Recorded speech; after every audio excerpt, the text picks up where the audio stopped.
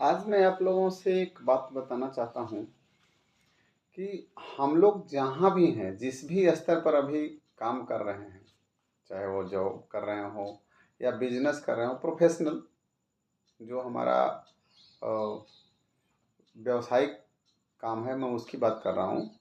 तो यह मान लीजिए कि आप लोग उससे एक लेवल और ऊपर के लायक हैं।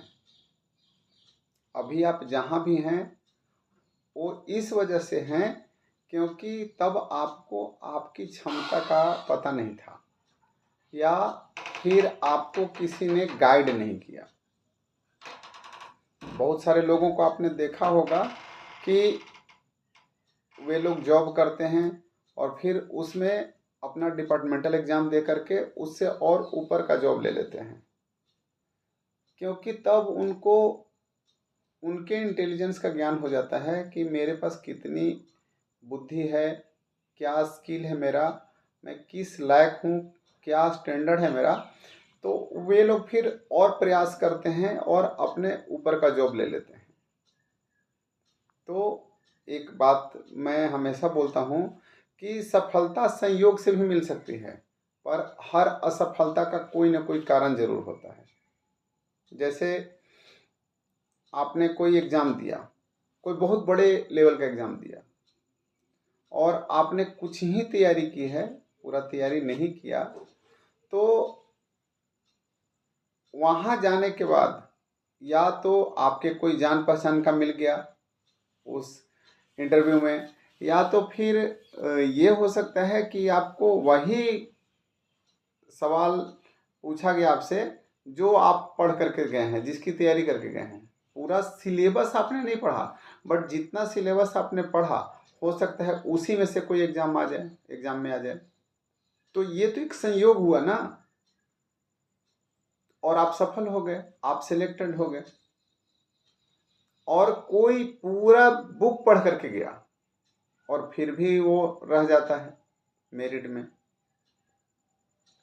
या ये तो हो गया कि सफलता, ये संयोग हुआ, आपको सफलता संयोग से मिल गया।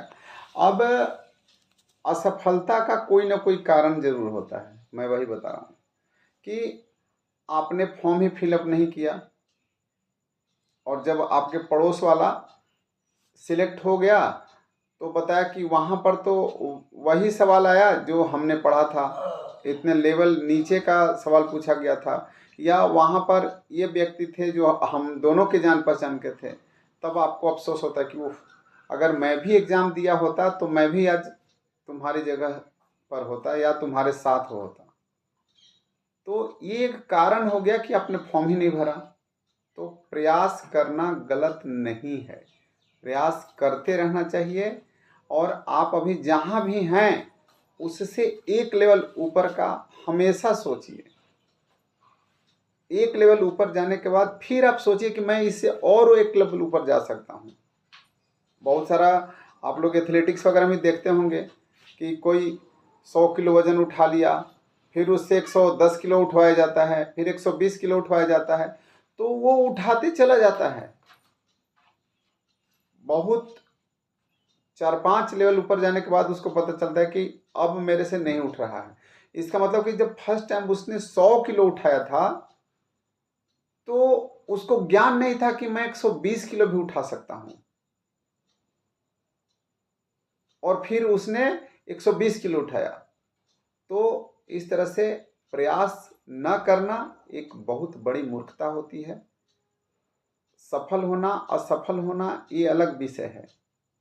हर आदमी ही तो सिलेक्ट नहीं होता, बट क्या है कि अगर हमने प्रयास ही नहीं किया तो ये सबसे बड़ी मूर्खता का विषय है। धन्यवाद।